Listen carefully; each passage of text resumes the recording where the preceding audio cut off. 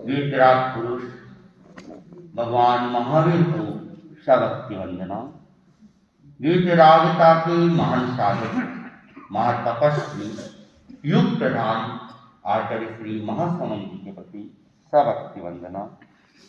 मुनि मोक्ष कुमार जी बालोत्तरा का संपूर्ण श्रावक श्राविका समाज। बालोत्तरा क्षेत्र जोधपुर डिवीजन का मेरी दृष्टि में सबसे बड़ा क्षेत्र। कल भी मैंने कुछ बात चलाई थी। मैंने कहा क्षेत्रफल की दृष्टि से जोधपुर अवश्य बड़ा होगा, लेकिन 13 समाज के घरों की दृष्टि से बालोत्तरा अपने आप में सबसे बड़ा क्षेत्र है। न इतने घर पाली में है, न इतने घर बाड़मेर में है। तो ये जोधपुर में भी नहीं है, पाली में भी नहीं है, बाड़मेर में भी नहीं है। हालांकि जोधपुर तो डिवीजन है और पाली भी डिवीजन बन चुका है। पाली को भी इस बार डिवीजन बना दिया गया, कैंसिल कर दिया। कैंसिल के समाचार मेरे पास नहीं थे, अभी अभी जानकारी मिल रही है। बाकी घोषणा जरूर सुनी थी कि पाली को डिवीजन बनाया गया और बाड़मेर भी जिला है, पाली भी जिला है और बालोत्तरा भी जिला बन चुका है। जिले तो सब है, लेकिन 13 समाज की दृष्टि से बहुत बड़ा समाज बालोत्तरा का है। और जैसे दूरी की दृष्टि से कहूं तो बालोत्तरा क्षेत्र में गोचरी की दूरी बहुत ज्यादा भी नहीं। बाकी जैसे भीलवाड़ा है, घरों में तो 500, 550, 600 घर होंगे वहां तक, लेकिन 2-2, 3-3, 4-4, 5-5 किलोमीटर की दूरियां भी वहां पे रहती है। और जब चातुर्मास करते हैं तो दूर की गोचरियां जाना पड़ता है, लेकिन बालोत्तरा में वह चीज नहीं है। और विशेष करके ये क्षेत्र, वैसे भी शिवांशी महारानी क्षेत्र जागरूक क्षेत्र रहा है और तत्व ज्ञान इस क्षेत्र की पहचान है। और बालोत्तरा में भी मैं देख रहा हूं अनेक श्राविकाएं और अनेक श्रावक, उनमें तत्व ज्ञान के प्रति निष्ठा है, जानकारियां है। और बालोत्तरा में मैं बचपन से देखता हूं कि किसी न किसी रूप में तत्व ज्ञान का चलता रहता है। मैं जब बहुत छोटा था, बालोत्तरा आता रहता था और सुनता रहता था कि बालोत्तरा में साधक मंडली है और वह साधक मंडली जब भी टाइम मिलता, दिन में भी रात को भी सामायिक के करते और स्वाध्याय और तत्वों के ऊपर चिंतन चर्चा वगैरह करते रहते थे। वर्तमान में भी मैं देख रहा हूँ साधक मंडली कुछ हो सकता है धीमी पर वहां चलती है पुराने भवन में। तो इधर पहले संभवतः मुझे सूचना मिली थी पिछली बार जब आया कि उपासक लोग रोज सामायिक करते हैं। अब उपासकों के साथ में अनेक लोग भी जुड़ गए हैं और उनका एक नित्य क्रम है कि रात को सामायिक करना, अर्घ वंदना भी होती है, 24वीं का श्रृंगार भी आता है और उसके बाद में किसी न किसी विषय के ऊपर चर्चा। ये अपने आप में बहुत महत्वपूर्ण बात है और इससे समय भी अप्रमत्तता के साथ में बीतता है। ज्ञान की वृद्धि होती है और ज्ञान की वृद्धि होगी तो हमारा आचरण की शुद्धि भी हो जाएगी। तो मैंने एक बार रात की जो कक्षा चलती है, एक बार नहीं दो बार तो संभवतः मुझे याद है, कहा भी था कि आप लोगों की क्लास तो रोज चलती है और कुछ न कुछ चर्चा होती रहती है। तो जो महिला मंडल का, अखिल भारतीय महिला मंडल का जो अभियान है तत्व ज्ञान वाला, उसके भी फॉर्म भरा ले तो क्या होता है, विधिवत उसके बहाने विधिवत पढ़ाई हो जाती है। नंबर कितने आए क्या आए उसकी चिंता करने की कोई जरूरत नहीं है, पास तो हो ही जाएंगे। लेकिन कोई कोर्स करने से एक तो नहीं तो क्या, कभी कोई टॉपिक चल गया, कभी कोई टॉपिक चल गया, वो भी अच्छी बात है, नई नई जानकारियां मिलती है, लेकिन एक विधि सहित हम उस क्षेत्र में बढ़े तो ये भी एक नया इतिहास बालोतरा के लिए बन जाता है। प्राचीन जैन आगमों के अंदर तुंग्या नगरी के श्रावकों का उल्लेख आता है। तुंग्या नगरी के श्रावक बड़े ज्ञानी श्रावक होते थे, और बाद में मैंने इन वर्षों में मेवाड़ में खूब विचरण किया है, और वहां के लोग तो मुझे मेवाड़ी संत ही कहते हैं, क्योंकि लगभग मेवाड़ को मैंने करीब सर्च किया हुआ है, और 25 में से 13 चातुर्मास मेरे मेवाड़ के अंदर, यानी 50% से भी ज्यादा मारवाड़ और खली के उसके अंदर, दिल्ली भी उसके अंदर, बाकी 13 तो केवल मेवाड़ के हैं। तो मेवाड़ के अंदर एक गांव है गोगुंदा, आप लोगों ने नाम सुना होगा, और टेरापंथ धर्म संघ के प्रथम मंत्री मुनि उसी गोगुंदा क्षेत्र के हैं, और घोर तपस्वी मुनि सुखलाल जी स्वामी वे भी उसी क्षेत्र से है, और वर्तमान में मुनि श्री रविंद्र कुमार स्वामी जिन्होंने कुछ वर्ष पहले बालोतरा में भी चातुर्मास किया, जसौल में भी वे 2 चातुर्मास कर चुके हैं, तो रविंद्र मुनि से भी आप सब परिचित है, वे भी उसी गोगुंदा के। और जब मैं गोगुंदा चातुर्मास के लिए मुनि श्री धर्मेश कुमार स्वामी के साथ में गया तो वहां मुझे जानकारी मिली कि कोई समय था कि गोगुंदा के श्रावकों को तुंग्या नगरी के श्रावकों की उपमा दी जाती है। प्राचीन युग में रहा होगा वो क्षेत्र, वर्तमान में तो ऐसी कोई बात नहीं है, और वर्तमान में ये देखिए कि तत्व ज्ञान धीरे धीरे जैसे विलुप्त होता जा रहा था, लेकिन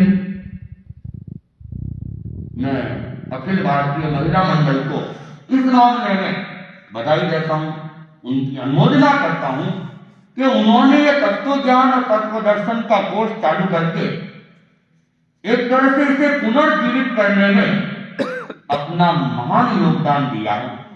आचार्य श्री महाश्रवण जी, उनका भी तत्व ज्ञान के ऊपर प्रारंभ से ही एक दृष्टिपात रहा, फोकस रहा कि तत्व ज्ञान में विकास होना चाहिए। और आचार्य प्रवर आज भी प्राय पश्चिम रात्रि में हम साधु संतों को कुछ न कुछ प्रश्न वगैरह पूछ के तत्व ज्ञान के लिए प्रेरित करते रहते हैं।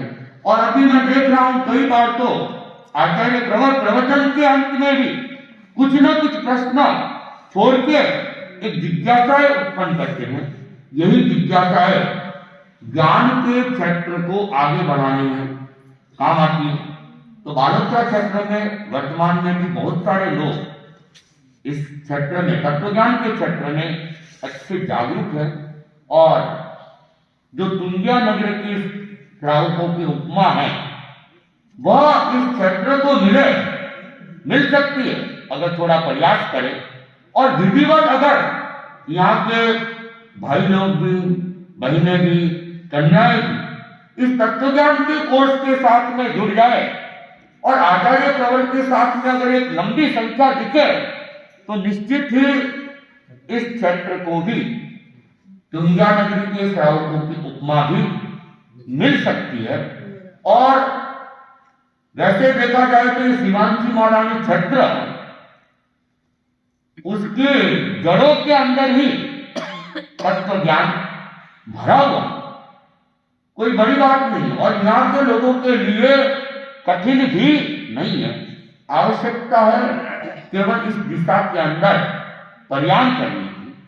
तो सभी भाई बहन उन सबको मैं बार बार यही प्रेरणा दूंगा, क्योंकि मेरा ये रुचि का विषय बचपन से ही रहा, और इसके पीछे भी बहुत बड़ा लंबा इतिहास है। मैं प्रारंभ में गुजरात में रहा था, मैं नहीं जानता था तेरापंथ क्या होता है, मुझे नहीं पता स्थानकवासी और मंदिर मार्गी भी अलग होते, कुछ भी नहीं जानता था। केवल मैं जैन हूं इतना ही मैं जानता था और वहां मंदिर में ही जाता था। मंदिर की पाठशाला मैंने प्रारंभ की थी, वहां भी मैंने कुछ सीखा था। प्रारंभिक ज्ञान कहूं तो नवकार मंत्र का वहीं से मेरे पास में आया था। और हम जैन हैं इतना जानते थे, उसके अलावा मंदिर मार्गी, स्थानकवासी, तेरापंथी ये अलग होते हैं, ज्ञान नहीं था। मंदिर में भी चले जाते थे, अगरबत्ती भी कर लेते थे। जब यहाँ आया संसार तक से बड़े भाई ने मुझे 5 रुपये का नोट दिया और ज्ञानशाला भेज दिया। और उस समय कोई वैज्ञानिक प्रशिक्षक पढ़ाया करते थे, तो वे मासिक फीस वगैरह लेते थे और भेज दिया मुझे। मैं भी वहां पढ़ने लगा, सामान्य बच्चों की तरह ही पढ़ने लगा। लेकिन साल भर के बाद में जो ये वार्षिक उत्सव वगैरह होते हैं और सबको मैंने देखा इनाम मिल रहे, बच्चों में एक आकर्षण होता है और ये जरूरी भी है। मैंने तो ये कभी देखा ही नहीं था गुजरात में तो कि इस तरह आगे आने वालों को प्रोत्साहित भी करते हैं, इनाम भी रहते हैं। तो मैंने देखा फिर अपन पीछे क्यों आए। तो मैं भी फिर सजगता के साथ में फिर पढ़ने लगा, पीछे अपने को भी नहीं रहना है। और जब वहां ये सुना कि अगरबत्ती करते हैं, देवी देवताओं की पूजा करते हैं, पाप लगता है, और मैंने कहा ये क्या हुआ, हमें तो सिखाया गया धर्म होता है, धर्म होता है, यहाँ कह रहे पाप हो रहा है, तो धर्म तो एक ही होगा।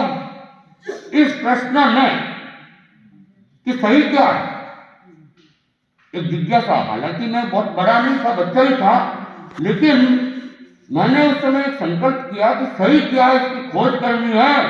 और जो सही है, मैं तेरापंथ परिवार में जन्मा हूं, ये बात तो मुझे पता चल गई, लेकिन इसलिए मैं तेरापंथी रहूं ये तो ठीक नहीं होगा।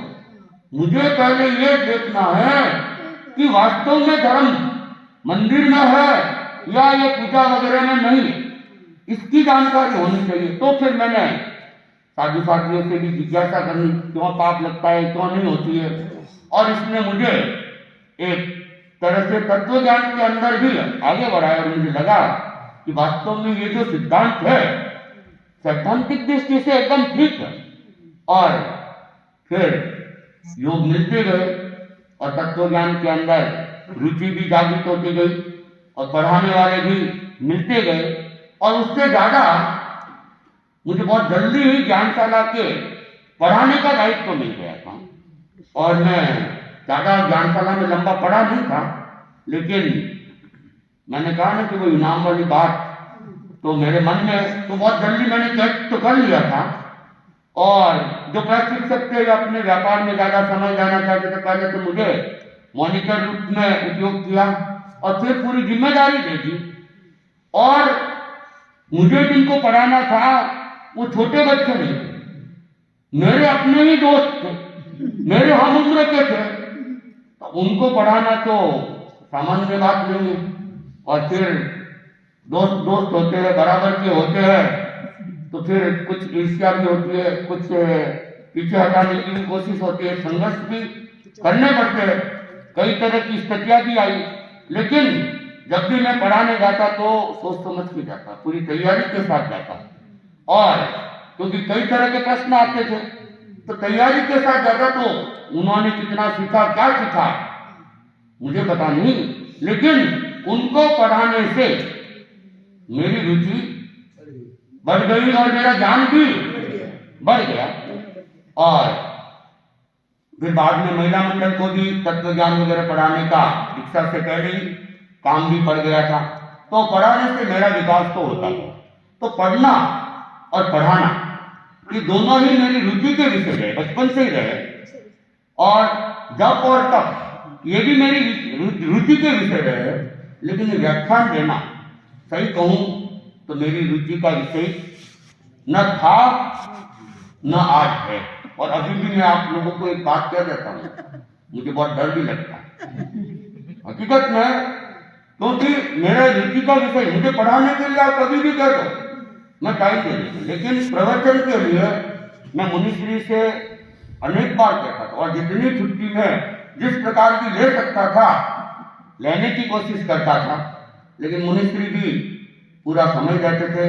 और 2-3 चातुर्मास का ऐसे गए कि मुनिश्री ने अपना प्रवचन दिया ही, एक टाइम विनोद कुमार स्वामी और एक टाइम में, अब फिर ठीक है दायित्व तो था तो बोलना पड़ता था, बोलने में कोई दिक्कत नहीं है, बोल तो देता हूं, लेकिन बोलना मेरे रुचि का विषय नहीं था।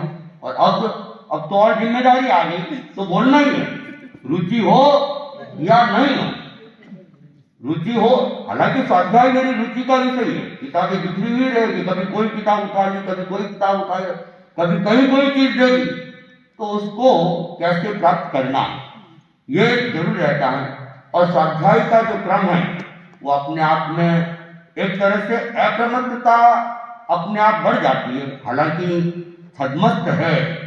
और भगवान ने क्या कहा कि साधु है, छठे गुणस्थान में है, प्रमाद भी हो जाता है, भूल भी हो जाती है, लेकिन फिर भी बार बार पढ़ने से, स्वाध्याय से जागरूकता भी बढ़ती रहती है। और साधना के कर्म में ये उतार चढ़ाव तो आते रहते। भगवान ने क्या रखा है, छठा और सातवां गुणस्थान, अवरोह और ऊर्ध्वारोहण दोनों ही चलता है। और ऊर्ध्वारोहण की स्थिति तो कहते बहुत कम रहती है, बहुत अल्प रहती है, ज्यादातर तो छठे गुणस्थान में। लेकिन कोई बात, जितनी भी हो, लेकिन बार बार मैं अपने प्रति भी चिंतन करता रहता हूँ और सोचता हूँ ज्यादा किसी को कुछ नहीं कहूँ, जितना हो सके बचूं, और अपने आप को किस तरह अपनी आत्मा की तरफ ले जाए इसका चिंतन वगैरह चलता रहता है। हालांकि वीतरागता की स्थिति में तो वर्तमान में वैसे भी जा नहीं सकते हैं, लेकिन कोई बात, जितनी भी हम कर्म निर्जरा कर सकते हैं करने का प्रयास करते हैं, तपस्या के द्वारा, जप के द्वारा, स्वाध्याय के द्वारा। और मेरा प्राय ये रहता है कि कोई भी आ जाए, प्राय जहाँ तक मैं समय उपलब्ध किसी के लिए करवा सकता हूँ, मैं मना करने का प्रयास बहुत कम करता हूँ। समय नहीं हो या समय किसी को दिया हुआ है तो बात अलग है, और कभी कभी मना करना पड़ता है तो मन में ग्लानि भी होती है। मैंने एक दिन महिला मंडल को भी मना कर दिया था, उनकी गोष्ठी में जाने के लिए कहा, लेकिन मैंने तो पहले से ही टाइम, मेरे सब बुकिंग में थे, अब पहले से जब टाइम दिए हुए है तो सवेरे इन्होंने सुबह सुबह शायद अर्थ की, तो मेरे दिमाग में अभी भी है कि उन्होंने निवेदन किया था, लेकिन मैं जा नहीं पाया। क्यों कि किसी को पहले से मैंने कह रखा वो आएगा तो उनके साथ क्या होगा। तो इसके अलावा तो मेरे पास कभी भी कोई आ जाए, मैं अपने जितने भी काम है चाहे गौन करके भी समय उपलब्ध, फिर भी हो सकता है बालोत्रा श्रावक समाज को मैंने कम समय दिया हुआ। और इस बार ये तो मैं कहूँगा, मुझे भी खेद है कि गोचरी मैंने इस बार कम हुई और दूर वालों की थोड़ी कम हुई, क्योंकि सवेरे, हालांकि कोशिश तो की, फिर भी हमने कोशिश की, क्योंकि सवेरे सवेरे 8 तो नहीं हो जाती हमारी, सूर्योदय 7:32-31 में हो रहा है, चाय वगैरह आके 8 तो ऐसे ही बच जाती है, और दूर जाए और आए इतने में तो 9:30 का टाइम हो जाता। तो इसलिए प्राय फिर भी हमने देखा कि दूसरी कैर में दूर दूर जाके भी हम फिर भी कई दर छूट गए होंगे, कईयों की भावना भी पूरी नहीं कर पाए होंगे, तो उनके प्रति मेरे मन में भी ग्लानि है कि भाई उनकी भावनाओं को हमने पूरा नहीं किया है। तो किसी के मन में भी कोई आया हो तो मैं पूरे श्रावक समाज से क्षमत कामना करता हूँ। और दूसरी बात, हो सकता है मैं क्या है, शुरू से ही फिर जसौल का है, कहते बाटा बाटा वकील है, वाणी है, वाणी का असर है, तो सिद्धांत की बातें वकीलों के पास तो होती ही है। और प्रारंभ से ही जितनी भी तात्विक जानकारियां या सैद्धांतिक जानकारियां हैं उसको समझने का प्रयास किया है, तो सिद्धांत की बातें बता भी रहता था। हो सकता है सिद्धांत की बातें आदमी को थोड़ी अच्छी ना भी लगे, किसी को मन में ठेस लग गई हो, तो भी मैं क्षमत कामना कर लेता हूँ, लेकिन जो जैसा है वो बताना हमारा दायित्व है, हमारा कर्तव्य है। फिर आप क्या करते हो क्या नहीं करते हो ये आप जानो। हम अगर हमारे कोई ध्यान में आ जाए तो हम बता देते, उसके बाद करना न करना ये तो आपका अपना विषय है। तो उसमें भी अगर किसी को कुछ लग गया हो तो क्षमत कामना है। और ये एक बात और कह जाता हूं कि जसवाल चातुर्मास परिसंपन्नता की तरफ था और हम लोगों को इस क्षेत्र में रहने का आदेश भी था, लेकिन मेरी कोई मानसिकता नहीं थी कि बालोतरा में बहुत लंबा रहा जाए, कोई मानसिकता नहीं थी। और जब भी आए, हालांकि रहना तो पड़ा है, रह भी है, लेकिन मानसिकता थोड़ी कम ही रहती थी कि बड़ा क्षेत्र है, फिर मेहनत भी पड़ती है, फिर क्लासों के ऊपर क्लास चलानी पड़ती है। इस बार तो थोड़ी मुझे इसमें रिलीफ मिली, क्लासेस इस बार तत्व ज्ञान वालों के क्या एग्जाम वगैरह हो गए, तो इस बार ज्यादा क्लासे वाले तो नहीं थे, एक दो ही क्लास वाले थे, तो मानसिकता नहीं थी। लेकिन परिस्थितियां यहाँ की कुछ थी। तेरापन सभा के अध्यक्ष मंत्री धनराज जी वगैरह पचपदा भी आ गए कि महाराज नया भवन, लोग तो वहीं आते, ज्यादा व्याख्यान वहां नहीं होगा, ठीक नहीं रहेगा, आप कृपा करें जितना ज्यादा से ज्यादा। तो मैंने उनको कहा देखो मेरे नातीले अर्ज कर रहे, हालांकि ज्यादा नहीं लेकिन ठीक है, पड़ोस में है, पास में है, क्षेत्र में है और उनकी भी भावना है, तो भावना पूरी करना भी हमारा दायित्व है। तो मैंने उनको कह रखा है कि भाई 14-15 तारीख के आसपास हम वहां आने के भाव रखते हैं। इन लोगों ने निवेदन के बाद 14 तारीख 13 तारीख जितनी आपकी सुविधा हो, तो फिर मैंने मन में भी आया कि ठीक है चलो कोई बात नहीं, बड़ा क्षेत्र है या इतनी भावना है, ताकि मैं अषाढ़ा टापरा, यही मेरा विचार था। यहाँ तक कि कनाना पांडु भी जाने का मैंने एक बार चिंतन भी किया था, लेकिन बालोतरा में लंबा रहने का। लेकिन बालोतरा के अपने योग है, आप लोग साधक हो, आपकी साधना है और आपकी पुण्य ही है, आपका कर्मों का क्षयश्रम है, तो उसके कारण से सहज ही आप लोगों को योग मिल गया।